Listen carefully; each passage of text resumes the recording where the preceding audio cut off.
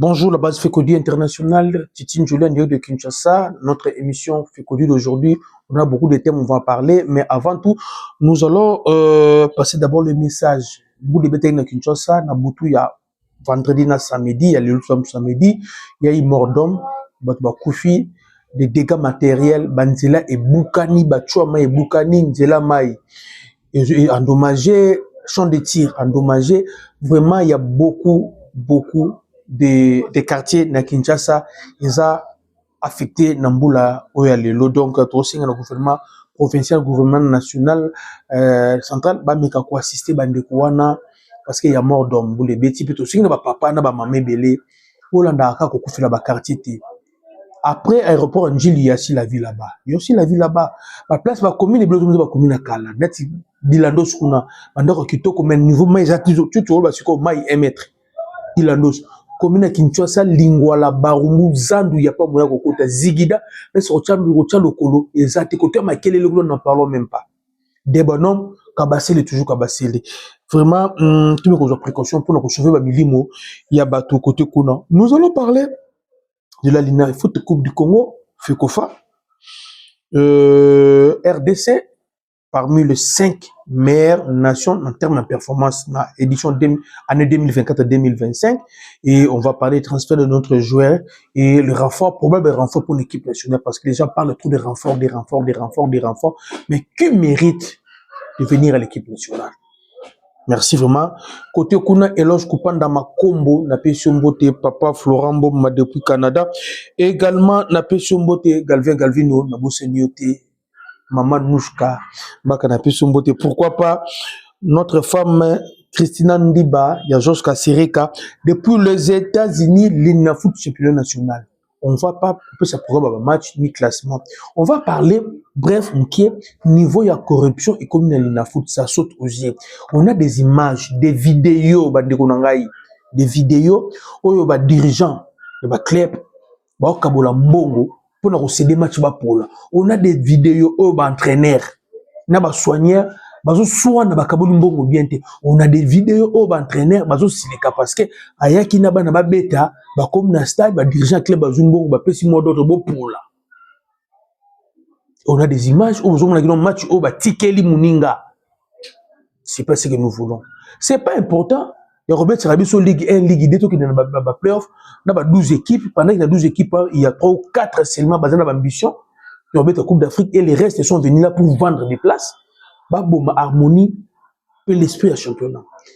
À la phase classique, tout le monde qui m'aimait bien. On a vu des clips comme les Anges Verts, les Aigles du Congo, le Tanganyika. Tout le monde dit bien. Token à playoff, phase à l'ébété bien. Phase retour à playoff, il n'y a rien de triant. Bah match sur Betama. Bah match quand il y a Rotekama.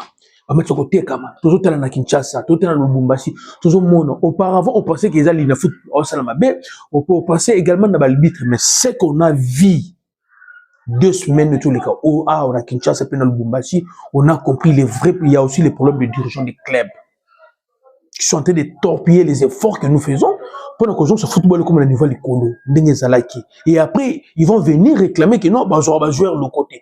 Mais on va jouer le côté lorsque tout le monde a imagé que dirigeant club X, alors féliciter le dirigeant club Y, bon, on peut s'acquitter et commis. Pour lui, peut être terre au monde. Tout le monde entraîneur, alors silica parce que, c'est moi d'autre, à police équipe. Entraîneur par battre la moussala, n'est moi le bilo que ça, mais alors là.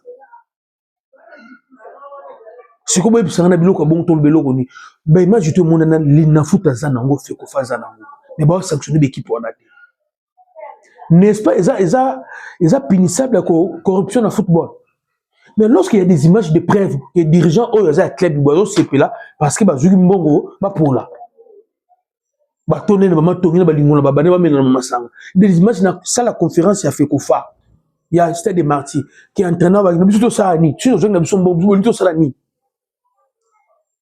Le débat comme ça, dans les réseaux sociaux, les vidéos, déjà, les clubs, les Kabola Mbongo, pour la bango, les match, ils ont dans les fédérations sur le côté.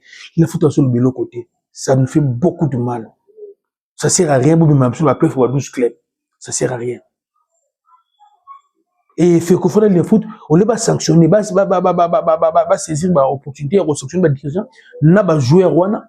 bah c'est le côté mais bon bel ozo sona kaka Fekofa na lina foot bana Fekodi eloko etel ka babunda pour qui mieux kota na ba busima na nzoto lina foot qui dépend de la Fekofa qui est impuissant de yako tourner sur lina foot et lina foot pense à l'équipe Fekofa et Fekofa impuissant devant lina foot son nango c'est champion de monde qui sacrifie parce que qui réunion lina foot na Fekofa babi non pas privilégier coupe du Congo parce que na lina foot ben reste la qui peut trop ba yokani lina foot bi musique calendrier na ye a côté na ba date oyo ya coupe du Congo or na règlement football joueur a robeta 2 matchs la semaine donc match à Betty le lot après c'est un désert non avant c'est un désert mais maintenant dans le calendrier on le foot à Bimisi non coupe du Congo Bimisi et celle qui est chevauchement salami entre le programme à l'ina foot na coupe du Congo on ne peut pas se retirer na et ça dit que on risque de voir une équipe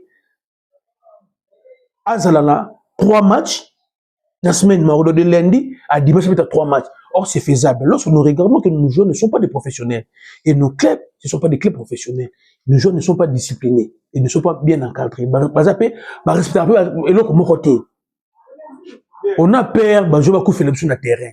Alors tout ça, on a l'ina foot, on a fait qu'il faut pas ça. Si ça dépendait que de moi, bah quand l'ina foot, bah bête ça, parce que 3 journées, il y a phase retour, bah 4 euros, tout que la Coupe du Congo. Parce qu'on ne peut pas sacrifier la Coupe du Congo pour l'ina foot. L'ina foot, sur les années niveau là, nous avons besoin à Bango. Le dirigeant du club, basé la base, il va arrêter à l'ina foot, il a fait Kofa, et il m'a l'ina foot. Alors, la turpitude n'a Bango, alors qu'on sacrifie jeunesse. Pourquoi on peut Coupe du Congo pour Bango? Vraiment, passe. Coupe du Congo, et bien, marqué V-Club, les dossiers V-Club, c'est plus qu'à l'époque de 2 Minonga là. À l'époque de 2 Mindongala, V-Club ne gagnait pas, faisait des matchs, ils perdaient, mais ils avaient une meilleure équipe. Il y avait des meilleurs Zola Room, Milambo, autant ma circulation ballon, mon V-Club. Mais vite à l'élo, joueur de Bazate. Amadou Diaby qui n'a pas ce sont des frappeurs, les tocards, ce ne sont pas des joueurs. On peut vite renforcer l'équipe, ce sont des tocards. L'équipe, le coup, avec club, on n'a pas besoin de noms, on a besoin de talents. Amadou Diaby est venu avec des tocards. On peut remplacer surtout des tocards. Aujourd'hui, le comité conseil suprême avec club, parce que la base, il y a 13 ans quand il y a avec club. Et aujourd'hui, après ce moment, Bestine, quand ça a des raisons. On a tous aidé avec club. On a compris que Maman Bestine avait l'amour avec club, elle n'avait pas l'argent. Si on pouvait signer le contrat, Maman Bestine, ça pourrait être mieux. Si tu es avec club, vite préliminaire Coupe du Congo. Tenez des titres à préliminaire en juillet. Avec club. Maintenant, vous allez dire quoi? Vous comprenez? Vous allez dire quoi? Avec club, le préliminaire Coupe du Congo. Donc, vite l'année prochaine, Kabasili. À Kokende, et pas mon côté Kuna. Je sais la biso vraiment pas si. Côté Kuna, demain, petit peu tout, pour la parenthèse, demain à 14h, nos yeux seront braqués dans Terrain Plaza. Terrain Plaza est situé entre Avenue Université na Avenue Victoire. Nangamu ya Kauka, terrain synthétique, il y aura un match amical, il y a académicien, mais la dimension internationale. Un match amical, mais la dimension internationale. Francis Académie Football. Et qui est un match amical dans le Aigle du Congo. Papa, maman, amenez vos enfants. Papa, maman, venez, Yaya Mutalinga Ramassano. Venez voir comment les enfants vont jouer au football. Les académiciens de Francis vont jouer contre les académiciens de l'Aigle du Congo. Francis Académie Football, les alliés Noah Sadiki, après avoir collacé à mon nation, il a voulu cette fois-ci qu'on porte un plus dans l'encadrement de jeunesse. Donc, Francis Académie Football, ils ont arrangé na poto et ils ont chapeauté na papa Noah Sadiki, le coach, bisou bien papa Noah Sadiki, coach Francis Sadiki,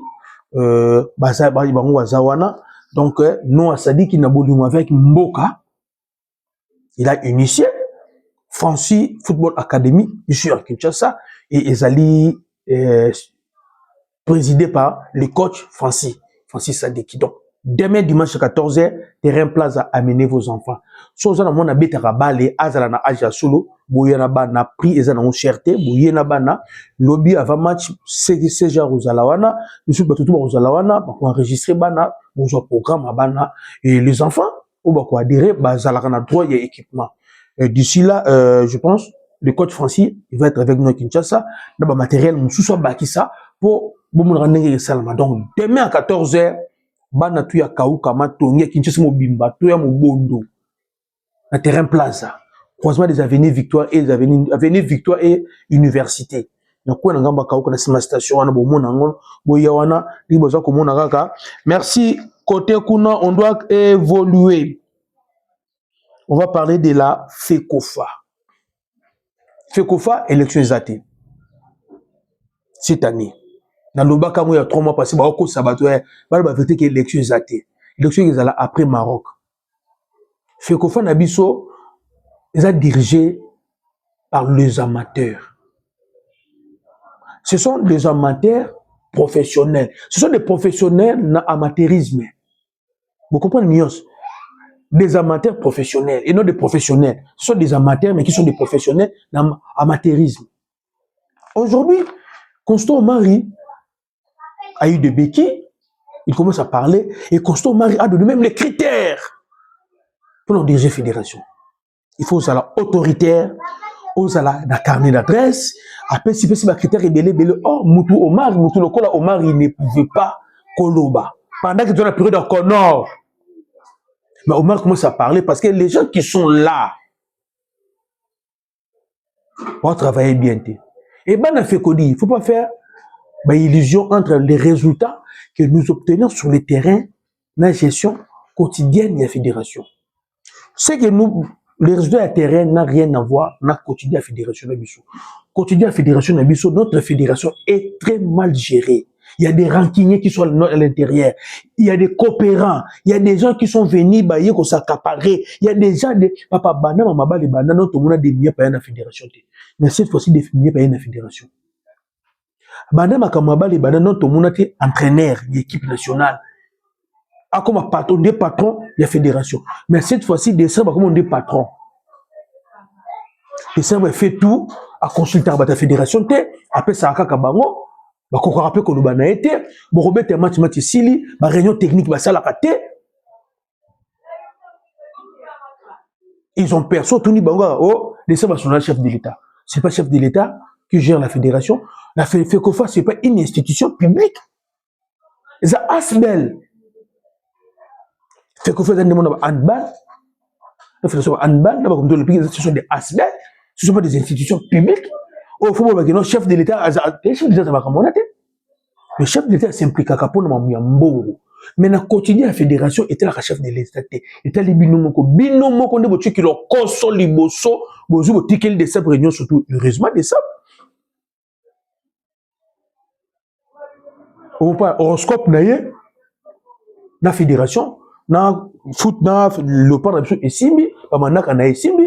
Et que nos joueurs, nos propres enfants, au niveau Europe, ils ont pris la conscience. Et beaucoup de Congolais qui disent de prendre un peu conscience. Il y a les autorités. Il y a beaucoup de conscience qui non, tous mes canons ont changé de façon de faire dans l'équipe nationale de football. C'est pas FECOFA. C'est pas FECOFA. Ce qui fait des babanais comme ça, la bien.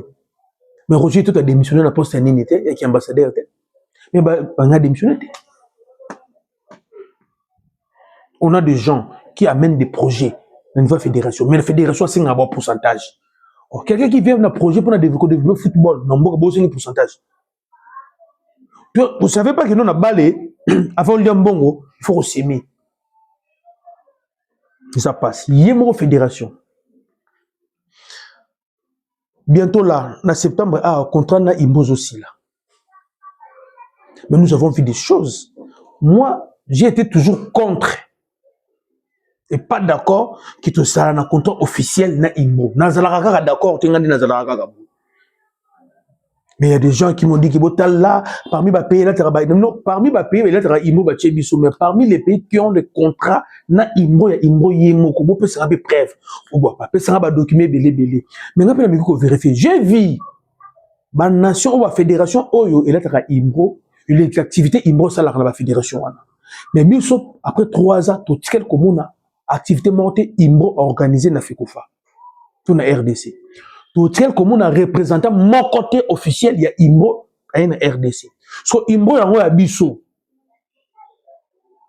to signer contrat na revendeur to na maison Imbro yemoko parce que na ba nation tout eux bazana ba contrat na Imbro délégué rabato biso to mona Imbro délégué nante na moni na documentaire qui montre Imbro en Espagne na moni représentant ya Imbro aye na match na bango biso banda to toute fédération si ba mona représentant Imbro aye marba Fekofa et Imbro tina niveau au que nous t'occuper match Léopard à Seigneur Messi na Orléans ba le tebso ba varese rouge et jaune les vrais de rouge et jaune là bana Fekodi et ça vrais entraînement to betara ba match était ata ba match ya miko to betara na ngoti donc ça prouve que on a même carence ba varese na magasin na biso to même la carence ba varese pour preuve le pardon me betara ba match awa au mona raté ba dossard exacté ba dossard na bani équipe nationale beta match ba dossard exacté to beti équipe nationale ya basi na Tanzanie tala Tanzanie tout est 2 matchs tala des vrais balati tala vrais balati na CAN équipe matière on changer design biso bana toujours il faut changer design on déjà stock moko boye rumela na ngo wana ndi ba pesa la boka biso contre ça aussi là nous les gens de la Fekodi nous sommes pas d'accord de continuer na Imbo nous sommes d'accord na Imbo parce que ba ko maintenir pendant 3 ans même design j'ai raté jusqu'à ce que tout le monde zanga na bloc on lata tout le monde match na ba vrai entraînement et c'est la raté du kabuya Imbongo siko Imbongo contre ça aussi là on fait comment na Imbo bana mboka boyebi ki na mboka na biso oyo balatisa biso Jaco toujours équipement mo Jaco est-ce que vous voyez bien ngo c'est quoi ça représente quoi mais avant j'ai fait mes enquêtes parce que na Orléans na tinda ki be émissaire na ngai to rataki visa toujours visa té mais non rezala quitté déjà que non ton nos opportunités il y a ma solo pe na matami kili ça li que dans une mois retard na rempli ma formalité na côté si ba dossier bloc tout normal et c'est que tant il y a traitement il y a dossier na bien abatouté moi je parle en ngai Titine Jolie Fekodi il y a traitement ya dossier na ngai na temps normal il y a traitement ya dossier il ko kana quitter des dossiers na ngai il est quitté mama mais non rezaté pour biso bana ba kimpamvita fumu kimbangu 2 fois té zaki non je suis conscient tant na ju kopango na bete mbona ki côté kuna boye temps on a kina ko to document na ngate comme mukie par rapport en réalité tant il y a traitement ambassade à Batou de salike et simité espérons cette fois-ci moi na mai ko limbanga té dans l'air pe na temps pour dossier na ngile kitoko yona mais na tinda ki be émissaire na ngai en fait na tinda ki té bana Fekodi bazana niveau côté kuna on a découvert raison moko boye ya ba congolais bazana équipementier faut même na RDC et l'équipementier là ba solo le bien Sambi président Sambi aza d'accord mais comme ça kono je suis dans collège miso batikali wana bazolinga ko bouger parce que ba Guilo Sanjo est-ce que vous avez pu son boté ba Guilo Sanjo est-ce que vous allez bango ba na bilo na bango ba Imbro ba Guilo Sanjo ju ba sebe machine ba nani msusu wana bazolinga équipement tiana o azolinga ya sika après ça cacher ce qui ba pesa ce qui cacher ce qui a $600,000 je sais pas cacher on va appeler ça bango tout écoute na caisse ya fédération bon on a bien les montants qui demandent $600,000 ba appeler ça bango les individus $600,000 pour Fekofa a signé l'équipement tiana zolinga na fédération donc $600,000 wana et qui compte na caisse ya fédération mais ainsi on va faire bien Fekodi de information ou appeler les choses à Fekodi dans un Orléans tu dans un Boubou Orléans bonne nuance Imbo contre ça aussi là notre contrat na Imbo bazon d'ombre zébélé Imbo toujours aussi là équipement mususu à se présenter bana mboka ka ba équipement mususu parce que le président Sambi a tel paramètre mais comme président Sambi a décidé à y mon côté Il faut deuxième vice-président, Zala, Nenba, Zalaba, Zalaba, Vandaba, sur la base de décision ensemble. Y compris Guy Losange. Et maintenant, Guy Losange, $600 000. Ce qu'on va dire, c'est qu'on va faire comme tout. Les $600 000 que vous avez, $600 000, wana. Va appeler ça bilo d'individu. To écoute na caisse ya fédération. Il faut répondre à biso. Plus grave encore, bande konangani. Équipement wana, ozo linga pa na biso, ba on est responsable équipe à Beşiktaş na Turquie. Ozo linga pa na biso. Aye, il a dit ceci. Ce qui fait Kofa a signé na yé. Il y a comme équipement na biso, aye la biso bonus biloko mibale. Ako négocier les biso match amical na Bulgarie. Oui, na Bulgarie, na États-Unis d'Amérique. Année prochaine, donc, le Coupe du Monde États-Unis. Voyez-vous, non, RDC, États-Unis, match amical international. Et ça, Mali, Madagascar. RDC, États-Unis, match amical international. C'est pas une bonne affaire. Bonne affaire que vous appelez ton nom, RDC, États-Unis, match amical international. Ça sera l'avant-goût de la Coupe du Monde. Parce que les États-Unis 2026, tous achetés. Parce que match amical na RDC. Match amical na Bulgarie. Je sais que groupe wana va signer contrat na Fekofa bazolo ba lobby que non. Et là sur papier. Là sur papier. Que surtout signé, nous allons négocier match amical na Bulgarie, match amical na États-Unis d'Amérique. Président Sambi andimi. Mais batou va travailler dans le collège. Bazana a besoin de 600 000. On 600 000. À part ça, on dirait on va renouveler na Imbro. Pendant que le contrat est Imbro, ça nous crée des problèmes. Pour tirer la commune n'a jamais responsable de la maison Imbro, yé moko aye. Bambo ke belé là tera Imbro. Il y a même des clubs de tera Imbro. Tout le monde a Imbro. Pour la marque à Delegaka, la direction générale va assister à un match, tout un événement. Il y a tout le monde à raconter.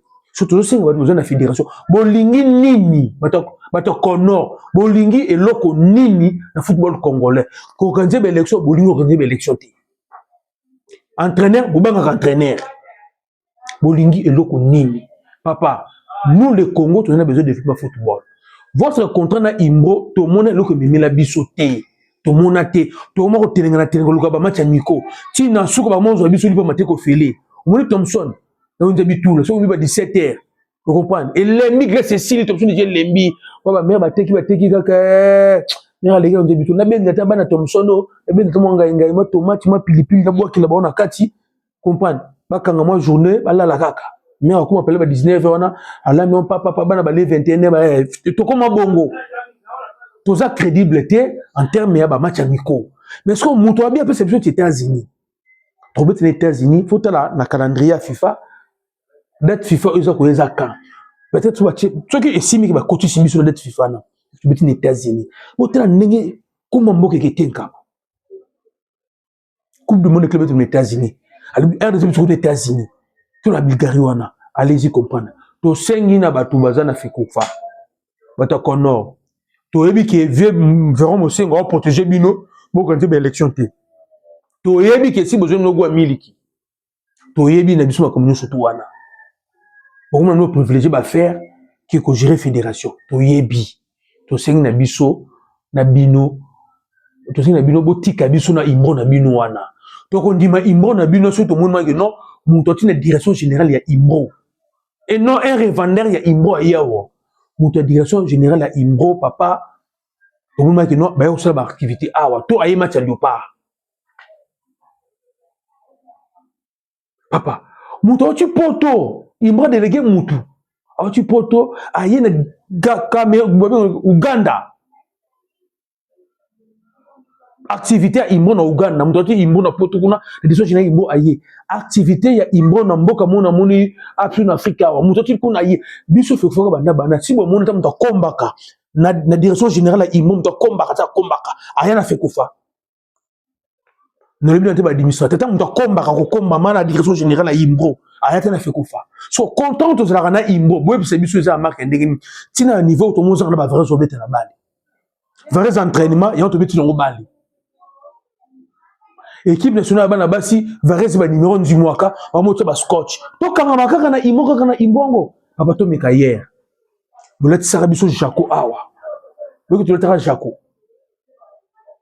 Et en plus, à part comme on a vu des matchs amicaux contre Bulgarie, les États-Unis, même société ango, à lobby, s'il est venu, surtout signer contrat naïe, il faut à Luka Moyen à signer contrat na Lina Foot.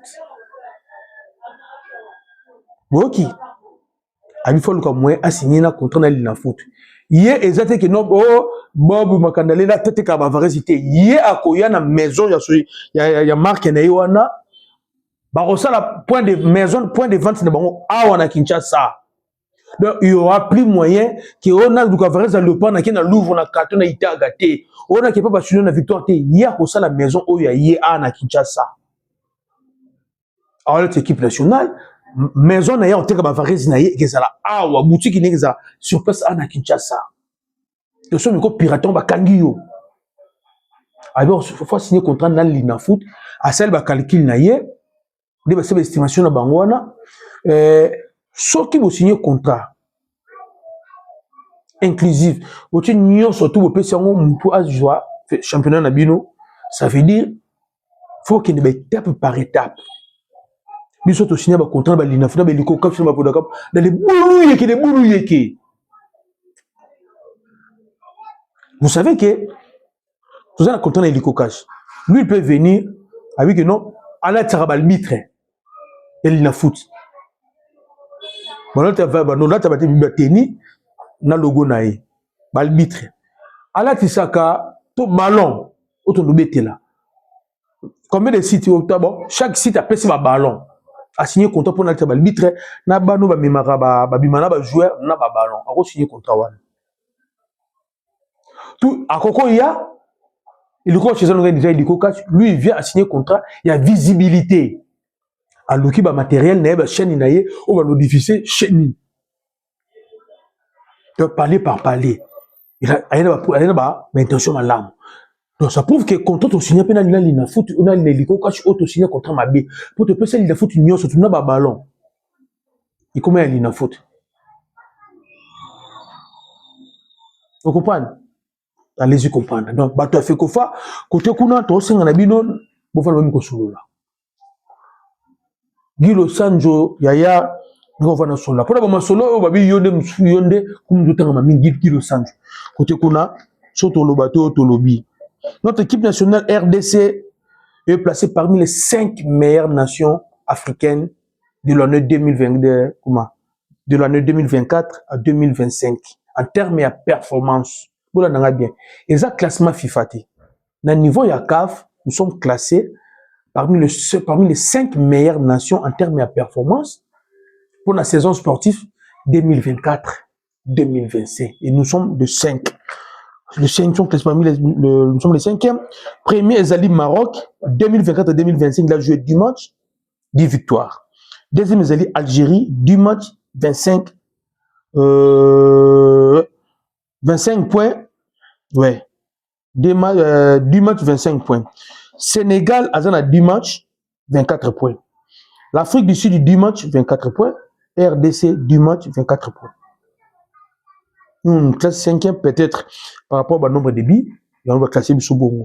Mais parmi les 5 premiers, Bissou RDC, en termes de performance au niveau continent, on a joué 10 matchs, on a 24 à Tabi numéro Siko. Oui, Bissangaï. Est-ce qu'on mérite ou on ne mérite pas? Tu mérites un go. Donc ça prouve qu'il faut performance et salama. Tu continues au Kende Liboso, tu as simate. Les joueurs qui ont fait ça, voilà, magicien, ce sont les mêmes joueurs, même entraîneurs.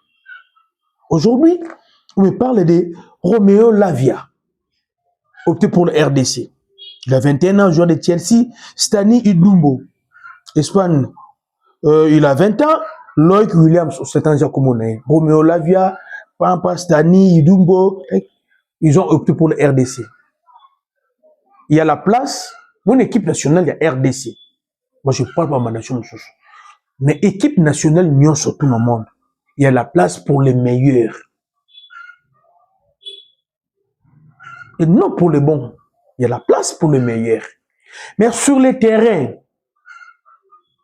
il y a la place pour les 11 qui sont les plus meilleurs que les meilleurs.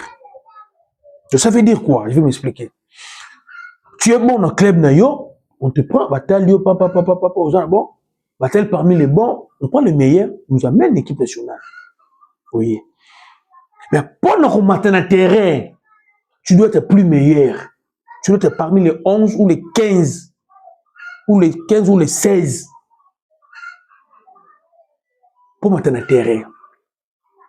Ce n'est pas dit que si un joueur a beau mettre la balle dans la poto, alors dit que non, on va mettre dans le Congo. Il faut mettre dans le Congo. Non. Bateau, autres sont bons, pas parents, joueurs. C'est pas joueur.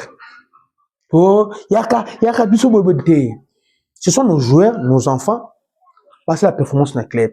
Pour l'entraîneur a dit, c'est que la presse, la presse congolaise, c'est ça, que tu es d'accord, donc ça va détection de joueurs. Donc l'entraîneur, on détecte des joueurs, tu n'as pas entraîneur. Et maintenant, sur l'entraîneur a jugé par rapport à la philosophie de l'année. On a parlé de Kapouadi. Lorsque moi j'ai parlé de Kapouadi, je pense à l'époque, il y avait, moi, il y a le pas Stat avec les Dajumba là, Steven Bala. À l'époque, il y avait un Kapouadi. Après, papa Kapouadi, l'entraîneur a eu le temps, il a Kapouadi est au terrain, il a tout le monde jugé Kapouadi. La toute première personne, Oyo, a bêté le solo, a filmé que Pouloulou. On a Yebi, dans les médias, c'est Joshua Bellini. La toute première personne qui a bêté le solo, a filmé que Pouloulou. À l'époque, c'est Joshua Bellini. Et après, pour l'année, tout le continue à solo, on peut papa, il est venu, tout le monde est venu dans la conférence, il m'a sali. Et maintenant là, tout le monde, à mon temps, à Romeo Lavia, à mon temps, à Stani, Idumbo. Moi, j'ai vérifié dans le canon, jusque-là, des marches morts et salamité pour Romeo Lavia, des marches morts et salamité pour Stani, Idumbo, Loïc William. Jusque-là. Peut-être comme entraîneur, mais au moment où je vous parle, des matchs de salamité, même le niveau fédération. Mais cela ne veut pas dire que non, le pas équipé Bangoté. Mais jusque-là. L'entraîneur, il faut zonga, avec des matchs amicaux, attendre il visualise la cassette naïe, attendre le comportement ni si ni que si batté. Bon, il faut qu'on renforce le côté nini, on peut les renforcer avec qui, et ça la marabongo. Il ne faut pas oublier, toujours recruter des joueurs pour l'équipe nationale pour 3 étapes. Toujours on a besoin de Bouka Lelo, Lama Lelo, Lia Lelo. N'est-ce pas fini que Pouloulou. Bah oh Kapouadi. Bah ça Bouka Lelo, Lama Lelo, Lia Lelo. Pour nous faire aider du pour la qualification à la Coupe du Monde. Il y a besoin d'un poste de Bangwana. Parce que Longo Baka qui est déjà dans 3 ans équipe nationale un peu compliqué. Dans le groupe de Bangwana, on peut ajouter Bouka Lelo, Lamba Lelo, Lia Lelo, Mathieu et Polo. On peut ajouter Mathieu et Polo. Par exemple, Bouka Lelo, Lamba Lelo, Lia Lelo. À part Ninouana, on a besoin d'un joueur retrouvé dans la Coupe d'Afrique. En décembre, il y a saison sportive. Peut-être que Chelsea Mbemba va déjà avoir une performance sur la télé. On a besoin d'un joueur Wana. Et puis, dans le joueur Wana, tu as Noah Sadiki. Bangalaya Mukau, Banatael Mboukou. Dans l'Owana. Et on aura aussi besoin de jouer pour remettre la Coupe du Monde. Puis, tu mets la bango, il met la Coupe, tu mets la Coupe d'Afrique, ou tu mets la Coupe d'Afrique. Donc, ceux qui jouent à bon, peu importe âge naïe, mais ceux qui jouent une équipe nationale, ça ne veut pas dire qu'il faut bêta. Pour Brahim Bayeye, Bazaka Kabalyopar. Jérémy Ngaki, Bazaka Kabalyopar. Vous comprenez? Il faut qu'on y ait. Quand on a la colombe, que non, joueur boyé, a comme il le pas, en dépend de Léopard. Oui, félicitations, nous, on est dans le Léopard. Mais, ton joueur dans le Léopard, mon papa. Quand on a pour ça l'aller-retour, hein. Parce que Chancel Mbemba est dans le Léopard depuis 2012. Si le 13 ans d'équipe nationale est le Léopard. Bakambu depuis 2015. Si le lot. Magoma, 2016. Comment? Meshek Elia, 2016, après Chan. Kakuta, 2017. Maswaku, 2018. Masoko 2018, est-ce que vous avez que Masoko na poste wana Godingo nda Muzinga? A nous faire Masoko. Na nous na West Ham. Mutu Sami, Miaka 2018, Edo Kaime 2019, Fayulu ara 2019 qui a zongi le Soussou, Kaloulou depuis 2020. Wissa 2020, Lionel Passi 2022, Tobongo 2022, Mayele 2023, Batubitika 2023. Jusqu'à Yembe 2023, basé 2023, Sende, Banza, Sadiki, Bambou, nous avons besoin de joueurs sur une équipe nationale ou Vandi. On crée concurrence entre les Kouchouana, rivalité Zala, Yamalamu pour ce poste. Tout ça, on a besoin de joueurs techniques. Ah, bon, tiens, quel est le dialogue? Le joueur en moi, yé. Après, Kouya, à quel est là? Comme ça, joueur on a été. Ça va jouer on a été. Donc, pour nous conclure, notre équipe nationale, match Tourubeta contre Soudan du Sud, contre Sénégal, contre Togo et contre Soudan. On a 4 matchs à jouer. On doit se préparer. On doit se préparer. L'idée vous dit, on changer pelouse avant, mais quand tu décides, on a besoin de confiance dans le côté. Pour nous, on a fait qu'on dit, vandi to lingi boule. Totali niveau. Na ba club a joué ya Sénégal baza ko beta ba club a beta na ba beta ka totali to sonde ba évoluer na ba genre ba pelouse nini on a remarqué que non ce qui to type préside gazon naturel to hybride contre Sénégal vous avez un avantage na bango surtout changer pelouse après septembre. Pourquoi je dis ça après septembre? Pelouse on les a bien té mais ba joueur na biso ba mesana na ngomanda bango ba ko beta pelouse on a té. Surtout oya biso basentraînaka wana babetaka wana ekomplikaka bango ebongo bango équipe na bango so yeba maîtriser ngo pelouse da biso ndenge za bongo ba équipe oyo za na betaka na ba joueurs locaux ngolo ba Tanzanie ba Somalie ndeko compliqué biso Éthiopie mais Sénégal les équipes composées de joueurs professionnels babetaka na pelouse naturelle gazon naturel to hybride to ko tila bango hybridité to tila pe no nini to betaka na biso to tchango après wana to bomana o wana. Les tactiques, c'est ça carrément. Il faut triquer pelouse. Il faut triquer pelouse. Il faut triquer pelouse. Il faut triquer pelouse. Avant match, plus au Kaouka. Pour s'entraîner, pour chauffer, plus au Kaouka. Donc, quand vous me prenez une hymne nationale, vous bois qui maille. Bah, je vais pas vous avez des bottines. Ouais, échauffement, sous. Oh yo. Donc, vous bois qui maille, sous. Il faut triquer match. Il faut triquer pelouse. Tout bon, gamin. Vous comprenez? Tout bon gamin, tout comme dans Soukaba, na Fekodi, à titre de rappel, jusque là, c'est Chancel Mbemba qui est le plus ancien équipe nationale depuis 2012. Dans une équipe nationale, c'est lui, Chancel Mbemba. En termes de mercato, jusque là, il n'y a pas une grande chose dans le mercato pour le joueur en Abisso. Tozo Yoka, mais il n'y a rien de concret. Oui, ça, oh, ok, na Tottenham, oh, Azo Kendebwe, oh, Azo Kendebwe. Nous attendons lorsqu'il y aura du concret. D'autres joueurs congolais X à qui place Y.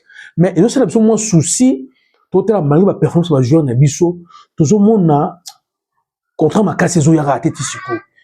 Même pour l'instant porte tendance il y a un contrat. Cette année, ils ont eu ça. Maintenant tout sentir leur ma casse cité. Mais bah ça sollicité.